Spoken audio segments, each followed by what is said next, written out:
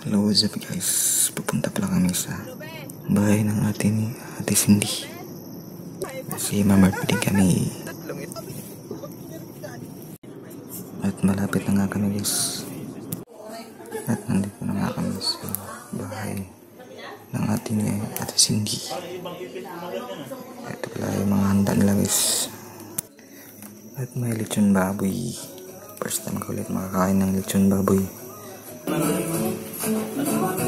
Ulo lang ng lechon yung meron. Sarap siguro. Ito first time ulit makakain ng lechon. Kain tayo guys. Ito crispy. Barbecue rin plus labas guys. Barbecue rin.